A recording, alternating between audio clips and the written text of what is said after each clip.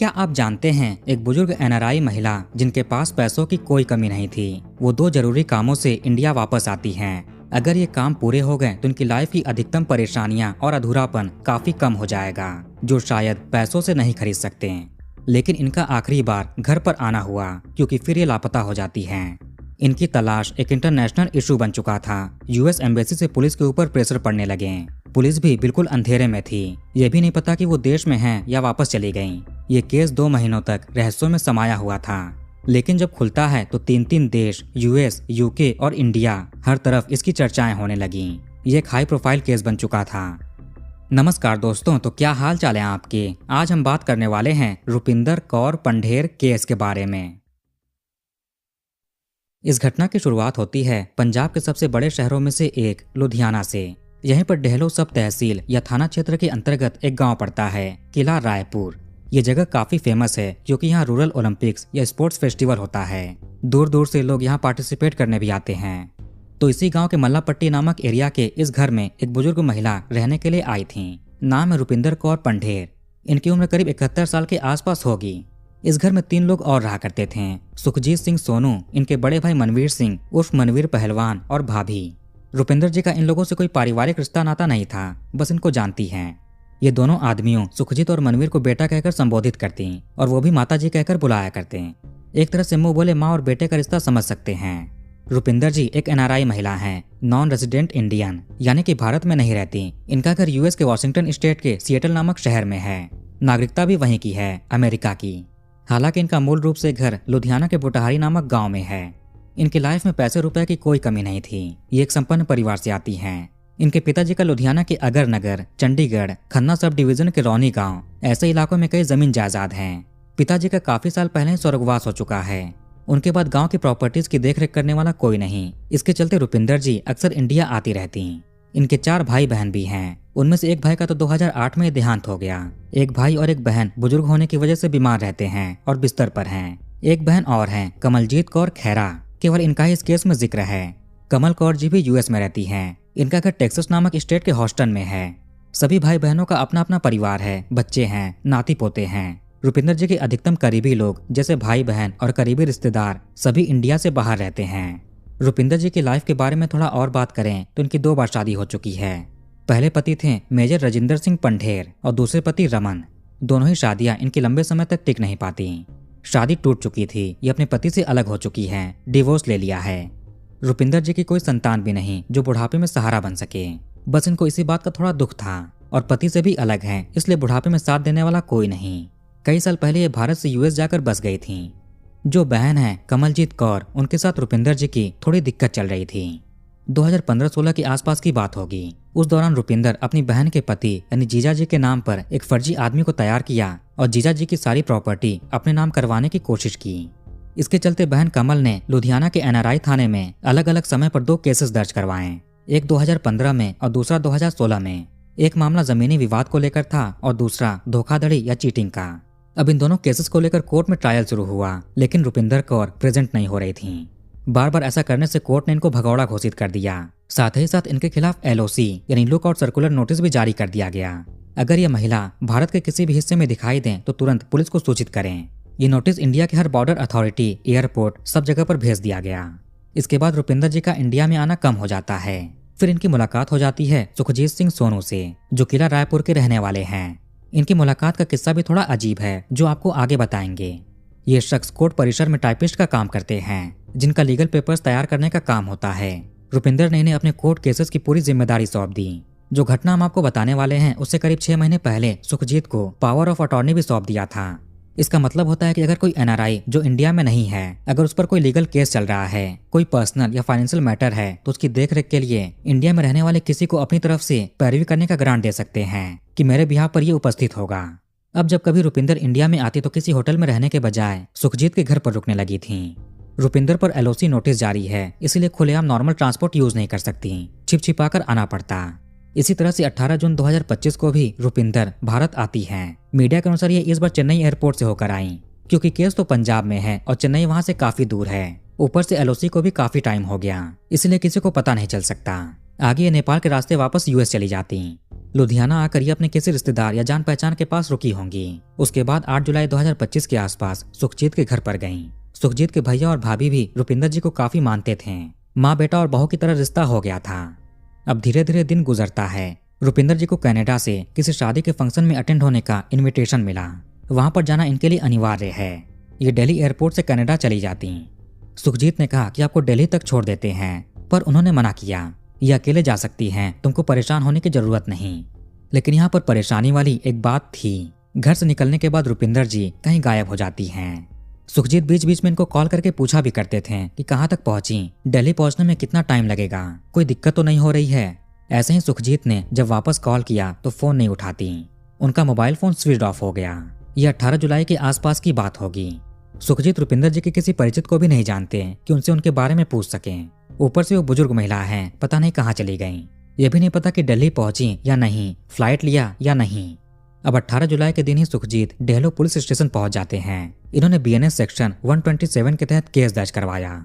अब इधर ये सब चल रहा था, उधर रुपिंदर की बहन कमलजीत भी परेशान हुई, क्योंकि बहन उनका भी कॉल नहीं उठा रही थी। अब रुपिंदर जी की लाइफ में साथ देने वाला कोई नहीं, जो हैं भाई बहन ही हैं। उम्र भी हो ही रही है, इसीलिए प्रॉपर्टी का झगड़ा करके क्या मिलेगा। अब तक दोनों बहनों के रिश्ते भी काफी सुधर चुके थे। रुपिंदर अपनी बहन कमल को बताकर जुलाई 2025 में भारत आई थी। दोनों बहनों में अक्सर बातचीत भी होती। 24 जुलाई 2025 से कमल को एहसास हुआ कि काफी दिन से छोटी बहन का कॉल नहीं आया और इन्हें कुछ घबराहट भी होने लगी। ये भारत में रहने वाले अपने कुछ जानकार से कांटेक्ट करके पता करवाती है कि रुपिंदर कहाँ पर हैं, पर उन लोगों को भी कोई जानकारी नहीं। वो भी कई दिनों से उनको देखे नहीं हैं। इन सब चीजों में 2-4 दिन बीत गए। इसके बाद 28 जुलाई को बहन ने अमेरिकन एम्बेसी इंडिया में कांटेक्ट किया। उनको बताया कि रुपिंदर कौर, जो कि इनकी छोटी बहन है, यूएस की नागरिक हैं, वो इंडिया गई थी, लेकिन अब उनसे संपर्क नहीं हो पा रहा। इनकी मदद कीजिए, पता करके बताइए। अब एम्बेसी ने सीधे पंजाब पुलिस से बातचीत की। बहन के शिकायत के आधार पर डेहलो थाने में गुमशुदगी की एफआईआर दर्ज की जाती है।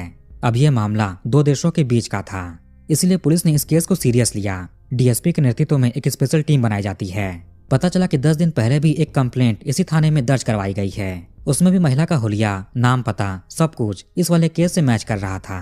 अब पुलिस ने सुखजीत सिंह से कांटेक्ट किया। वो भी काफी दिनों से परेशान हैं। उनका भी कॉल रुपिंदर नहीं उठा रही। कनाडा जाने का बोलकर निकली थी, पता नहीं कहाँ चली गईं। अब सुखजीत भी पुलिस के साथ रुपिंदर की तलाश में जुट जाता है। उनका मोबाइल फोन भी नॉट रीचेबल था। इंडिया में उनके जितने भी जान पहचान के लोग थे, पुलिस ने उनसे बातचीत करनी शुरू कर दी। वो कहाँ कहाँ पर जा सकती है, उसका पास्ट में किससे किससे किस तरह का विवाद हो चुका है। इसमें ही वो दोनों केस भी सामने आए जो 2015-16 में हुए थे, जमीनी विवाद और धोखाधड़ी के। लेकिन उसको तो काफी समय गुजर चुका है। अब दोनों बहनों के रिश्ते भी सुधर चुके हैं। बहन ने कंप्लेन किया था। पुलिस ने रुपिंदर के फोन की कॉल डिटेल्स और लोकेशन निकलवाई। रुपिंदर किससे किससे संपर्क में थी। रुपिंदर जब भी लुधियाना आती और किला रायपुर में सुखजीत के घर पर रुकती, तो इनकी जान पहचान आस पड़ोस के लोगों से भी हो गई थी। इस इलाके में लोग भी काफी घुल मिलकर रहा करते हैं। लोगों ने भी कहा कि उनको काफी समय से देखा नहीं, वरना जब भी होती तो अक्सर दिख जाया करती। कहीं जाने के बारे में भी उन्होंने जिक्र नहीं किया था। समय बीतते जा रहा था, लेकिन रुपिंदर जी की कोई खोज खबर नहीं। इसी में 1.5 से 2 महीने गुजर जाते हैं। ये भी नहीं पता कि वो जीवित भी हैं या नहीं, या इंडिया में है या कहीं बाहर है। वो दिल्ली एयरपोर्ट से कनाडा की फ्लाइट लेने वाली थी, लेकिन उनके नाम पर कोई भी टिकट बुक नहीं, और न ही वो एयरपोर्ट पर पहुंची। फिर कहाँ जा सकती हैं? पुलिस को रुपिंदर जी की आखिरी लोकेशन किला रायपुर की दिखा रही थी। इससे बाहर नहीं निकली, या फिर उनका फोन इसी इलाके में बंद हुआ। सुखजीत के घर पर सीसीटीवी कैमरे भी लगे हुए थे, पर उसमें भी कुछ खास सुराग नहीं मिले। ये भी पता चलता है कि रुपिंदर जी के गायब होने के बाद यहाँ पर कैमरे लगाए गए थे। किसी पड़ोसी ने भी उनको घर से बाहर जाते हुए नहीं देखा था। अब पुलिस का फोकस सीधे आ जाता है इस घर पर। रुपिंदर जी यहाँ पर काफी टाइम से रह रही थी। पुलिस ने सुखजीत के भैया भाभी से भी बातचीत किया। वो बताते हैं कि ये लोग जुलाई के महीने में काफी समय से घर पर नहीं थे, शहर से बाहर गए हुए थे। घर पर केवल सुखजीत और रुपिंदर ही थे। जब भैया भाभी घर से गए थे, उसके कुछ दिन पहले ही रुपिंदर घर पर आई थी। ये लोग उनसे मिले भी, फिर एक काम से शहर से बाहर चले गए। जब लौटे तो घर पर रुपिंदर नहीं थी, पर उनका कहीं पर जाने का प्लान था या फिर नहीं, इसके बारे में उन्होंने जिक्र नहीं किया था। उन्होंने इनको नहीं बताया। इससे इनको थोड़ा दुख भी होता है कि बिना बताए क्यों गईं। एक और बात का जिक्र भैया भाभी पुलिस से करते हैं। साथ में पुलिस ने भी नोटिस किया, इस घर का एक कमरा बिल्कुल अलग लग रहा था, नया लग रहा था, जैसे कि हाल के समय में पेंट कराया गया हो, टाइल्स लगाई गई हों। भैया भाभी ने भी कहा कि घर से जाने से पहले सब कुछ नॉर्मल था, लेकिन जब वे वापस लौटे तो एक कमरा डिफरेंट लगने लगा।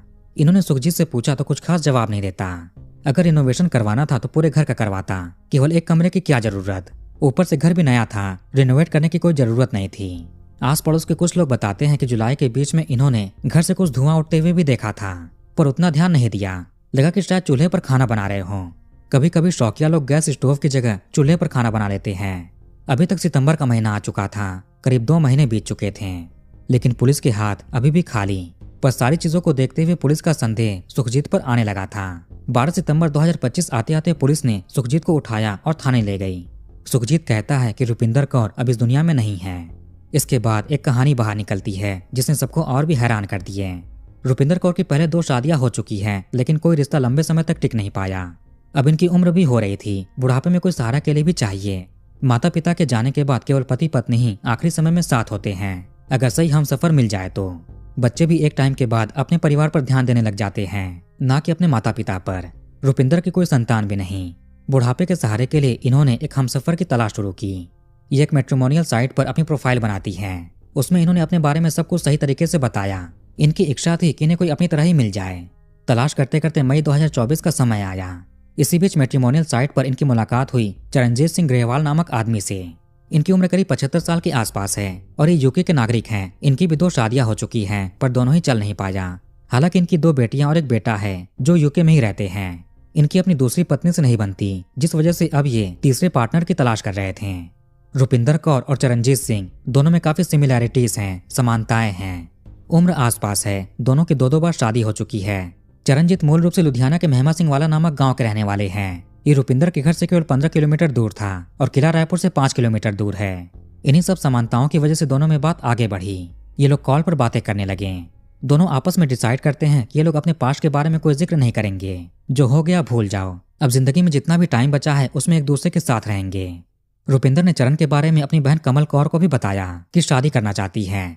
इसके बाद चरण शादी की बात करने के लिए ब्रिटेन से यूएस के हॉस्टन आया। रुपिंदर इसको लेकर आई थी बहन के घर पर मिलवाने के लिए।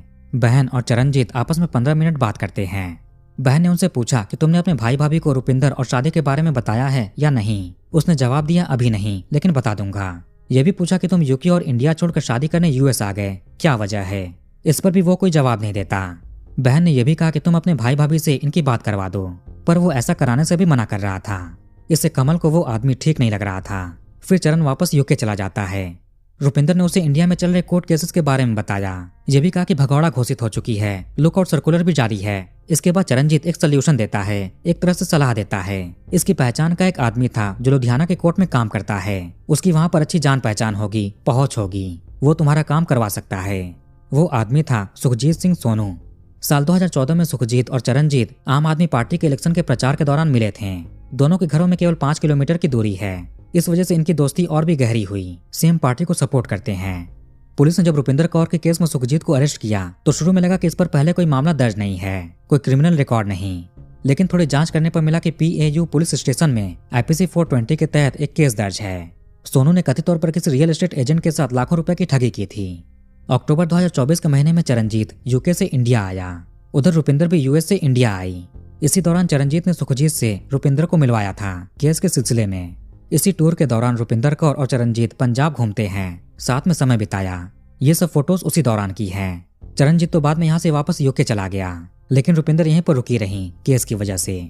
पुलिस को जांच के दौरान रुपिंदर का एक आधार कार्ड भी बरामद होता है। ये एक हैरान करने वाली चीज थी। ये आईडी कैसे बन सकती है जबकि रुपिंदर तो भारत की है भी नहीं। ये 3 मार्च 2025 को इशू हुआ था। इसमें एड्रेस दिया गया था शिमलापुरी का। इस पर रुपिंदर की बहन ने कहा कि इस एड्रेस पर कोई भी जान पहचान का नहीं रहता। इसका मतलब कि एड्रेस फर्जी है। आईडी भी फर्जी तरीके से बनाई गई थी। बहन ने यह भी कहा कि रुपिंदर के सभी डॉक्यूमेंट्स और लेन देन उनके अमेरिकन पासपोर्ट पर आधारित है। पासपोर्ट में एड्रेस सिएटल शहर है। अक्टूबर 2024 में रुपिंदर इंडिया आई थी, फिर मई 2025 में यूएस वापस चली गईं। इसके महीने भर के बाद फिर से ये जून में इंडिया वापस आती है। चरणजीत ने इनकी टिकट बुक करवाई थी। कहा कि हम शादी करेंगे भारत में और वहीं पर सेटल हो जाएंगे, इसीलिए पहले तुम इंडिया पहुंचो, ये भी अपना कुछ काम पूरा करके थोड़े दिन में वहां पर पहुंचेंगे। अब खुशी खुशी रुपिंदर जी इंडिया आती हैं। इन्होंने शादी की तैयारियां करने भी शुरू कर दिए थे। ये अपनी बहन को भी बताकर आई थी कि शादी करने जा रही हैं। मीडिया के अनुसार रुपिंदर ने इंडिया में शादी के खर्चों और बिजनेस शुरू करने के लिए चरणजीत को 35 लाख रुपए भेजे थे। यह भी बात है कि इंडिया में सुखजीत और इसके भाई के बैंक अकाउंट में $36,500 भेजे थे कोर्ट के खर्चों के लिए। बहन ने कहा कि 5 जुलाई 2025 के दिन रुपिंदर एक होम्योपैथी डॉक्टर के पास गई दवा लेने के लिए, जो लुधियाना में क्लिनिक चलाते हैं, डॉक्टर राणे। उनसे रुपिंदर ने जिक्र किया था कि इनको 2 लड़कों से डर लग रहा है, वो कुछ अनहोनी ना कर दें। समझ नहीं आ रहा कि क्या करूं। वैसे मीडिया में एक वीडियो भी आया, इसमें रुपिंदर जी सुखजीत के घर पर बैठी हैं और फोन पर चरणजीत से रोते हुए वीडियो कॉल पर बात कर रही हैं। उनसे बोलती हैं कि मुझे सब कुछ पता चल चुका है, तुम्हारी इंडिया और इंग्लैंड में कई महिलाओं से संबंध है, तुमने मुझे पैसों के लिए फंसाया है। ये वीडियो सुखजीत ने रिकॉर्ड किया है। कमल ने आगे कहा कि इनके पास ऐसे वीडियो और ऑडियो हैं जिसमें रुपिंदर चरणजीत से कह रही हैं कि तुम इन्हें खत्म करके ही खुश रहोगे, अगर कुछ होता है तो उसके जिम्मेदार तुम होगे। बहन के गायब हो जाने के बाद जब कमल उसे कांटेक्ट करने का ट्राई कर रही थी, साथ में अथॉरिटीज से भी संपर्क कर रही थी कि बहन को ढूंढने में हेल्प कीजिए, तब 24 जुलाई को चरणजीत कमल के घर पर आया और डराने की कोशिश की। बोला कि आम आदमी पार्टी के नेताओं को जानता है, बड़े लोगों से जान पहचान है, इसलिए तुम शांत रहो, मैं बहुत कुछ कर सकता हूँ, फिर मत कहना। तभी बहन को कुछ गड़बड़ होने का संदेह हुआ। फिर 28 जुलाई को इन्होंने एम्बेसी से बात किया। चरणजीत का इरादा कभी भी शादी करने का था ही नहीं। उसने साजिश के तहत प्यार का झांसा देकर पैसे ऐंठे थे। पैसे मिल जाने के बाद ये रुपिंदर को इग्नोर करने लगा। फिर रुपिंदर को भी सच्चाई पता चल जाती है कि पैसों के लिए साथ आया था। उसका कई और महिलाओं के साथ ऐसे रिश्ते हैं, ऑनलाइन पैसों की ठगी करता है। रुपिंदर ने चरण से यह भी कहा कि हम ऐसे नहीं घूम सकते हैं, तुमको शादी करनी पड़ेगी, पर वो इनकार कर रहा था। उसने पैसे भी ले लिए और शादी भी नहीं कर रहा। रुपिंदर ने बोला कि अब तुम पर केस करेगी, तुम्हारी सच्चाई सबको बताएगी। इसके बाद चरणजीत इसको रास्ते से हटाने की साजिश तैयार करता है। पहला मोहरा थी रुपिंदर कौर, जिसको शादी का झांसा देकर फायदा उठाया और पैसे ऐंठे। अब उसको ठिकाने लगाना है, इसलिए दूसरा मोहरा बनाया सुखजीत सिंह सोनू। उसको बोला कि पहले तुम्हें रुपिंदर ने काफी पैसे दिए थे, ये उसके अलावा तुमको 50 लाख रुपए और देगा, साथ में यूके में सेटल भी करवा देगा। उसको तुम रास्ते से हटा दो। यूके आ जाने के बाद इंडिया की पुलिस तुम्हारा कुछ नहीं कर सकती, यहाँ पर आराम से रहना। वैसे सुखजीत की अभी शादी नहीं हुई थी। ये लालच में आ गया और मान गया। दोनों ने यह भी सोचा कि इंडिया में रुपिंदर का कोई करीबी नहीं है जो संदेह करेगा। उसके पहचान के लोग बाहर रहते हैं, वो भी इंडिया नहीं जाएंगे, अपनी लाइफ में बिजी हैं। घटना के 10 दिन पहले से ये लोग प्लान कर रहे थे। चरणजीत ने रुपिंदर से कहा कि शादी के लिए तैयार है, इसलिए तुम इंडिया आ जाओ, ये शादी करेंगे। इसी बहाने से उसको इंडिया बुलाया। सुखजीत ने करीब 2 दिन पहले ढेर सारे कोयले और डीजल घर मिलाकर रख लिए थे। 12 जुलाई 2025 को सुखजीत के भैया और भाभी घर से बाहर गए। रुपिंदर घर में ही थी। सुखजीत ने उनके सर पर जोर से बेसबॉल चलाया, वो बेहोश हो गई या फिर स्वर्गवास हो गया। इसके बाद उसी कमरे में सुखजीत ने कोयले का ढेर बनाया, फिर डीजल की सहायता से उनको राख कर दिया। ये सब करने में 2 दिन लगे। ये भी सोचने वाली बात है कि 2 दिनों तक आस पड़ोस के लोगों को पता कैसे नहीं चला, धुआं क्यों नहीं देखा, दुर्गंध क्यों नहीं आई। उसके बाद सुखजीत 5 घंटों तक अवशेष इकट्ठा करता है 4 बोरों में, फिर उनको घुघराना नाले में ठिकाने लगा दिए। इसके बाद सुखजीत ने इसकी जानकारी चरणजीत को दी। दोनों सबूत मिटाने के बारे में डिस्कशन करते हैं। फिर सुखजीत ने मजदूर बुलवाकर कमरे को रिनोवेट करना शुरू कर दिया। पूरा कमरा धुएं और राख से काला पड़ गया था। दीवारों को रीपेंट कराया, सीलिंग को ठीक कराया, टाइल्स चेंज करवाए। इसके घर में पहले भी कैमरे लगे हुए थे, उनको भी निकालकर अग्नि में राख बना दिए। फिर बाजार से दूसरे कैमरे लाकर लगवाता है। रुपिंदर के आईफोन को भी इसने हथौड़े से चकनाचूर करके नाले में फेंक दिए। सुखजीत ने चरणजीत का नाम लिया और मेन साजिश करता बताया। उसी के इशारे पर इसने सब कुछ किया था। इसकी उन महिला से कोई दुश्मनी नहीं थी, बस पैसे के लिए किए। घटना के 2 महीने तक किसी को भी कुछ पता नहीं चल पाया था। चरणजीत ने तय पैसे सुखजीत को नहीं भेजे। वैसे पैसे भेजने का इरादा भी नहीं था, बस उसको भी ऐसा ही यूज किया था। एसएचओ के अनुसार सुखजीत के दिए बयान और रुपिंदर के परिवार से मिले जानकारी के अनुसार सुखजीत के बड़े भाई मनवीर को भी इस केस में नामजद किया गया है। मनवीर फरार हो गया, उसका भी केस में संलिप्तता प्रतीत हो रहा है। सबूत मिटाने में सहयोग किए। इस केस में 3 लोग आरोपी हैं, चरणजीत, सुखजीत और मनवीर। पुलिस ने सुखजीत की निशानदेही पर काफी सारे अवशेष नाले से बरामद किए हैं। फोन भी रिकवर हो गया, हथौड़ा बरामद किया गया। फॉरेंसिक टीम घर पर जाती है कमरे की जांच करने के लिए। बहन कमलजीत ने कहा कि केस खुलने के बाद चरण का बड़ा भाई गांव मेहमा सिंह वाला के सरपंच लकी ग्रेवाल से व्हाट्सएप कॉल पर बात करवाता है। सरपंच ने कहा कि आप पूरे परिवार को बदनाम ना करें, केवल चरणजीत पर फोकस करें। कमल वापस से सरपंच को कॉल करती है, मैसेज करती है, पर उधर से कोई जवाब नहीं आया। कमल के अनुसार इन्हें यह भी पता चला कि अगर ये भारत आई तो इनको भी नुकसान पहुंचाया जा सकता है। चरणजीत के साथ उसका परिवार, उसके गांव के लोग सब मिले हुए हैं, वो लोग उसका साथ दे रहे हैं। चरणजीत कई नेताओं को जानता है जिनके प्रभाव से केस सुलझाने में इतनी देरी हुई। इससे कई सबूत खराब भी हो चुके होंगे। बहन कमल ने कहा कि इन्होंने पंजाब के सीएम, डीजीपी, एडीजीपी, पंजाब राज्य के महिला आयोग को ईमेल भेजा और केस में हस्तक्षेप करने की रिक्वेस्ट की, लेकिन उनसे कोई जवाब नहीं मिला। ये भारत आएंगी और अपनी बहन को इंसाफ दिलाएंगी। मनवीर फरार है, उधर यूके में चरणजीत भी फरार है। पुलिस इनको पकड़ने का प्रयास कर रही है। चरणजीत ने अपने फेसबुक अकाउंट पर पोस्ट करके स्वयं को निर्दोष बताया। इसका केस में कोई हाथ नहीं, बदनाम किया जा रहा है केवल। इसका किसी के साथ भी पैसों की लेन देन नहीं हुई। इधर किला रायपुर में भी लोग काफी गुस्से में हैं। इतनी बड़ी घटना हुई जिससे गांव बदनाम हुआ।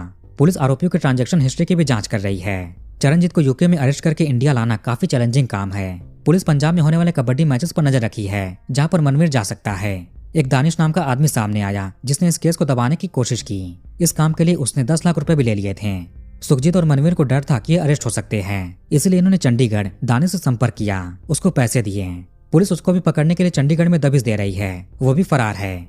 मनवीर ने एंटीसिपेटरी बेल के लिए अप्लाई किया, जिसे कोर्ट खारिज कर देती है। सुखजीत ने भी बेल के लिए अप्लाई किया, वो भी रिजेक्ट हो गया।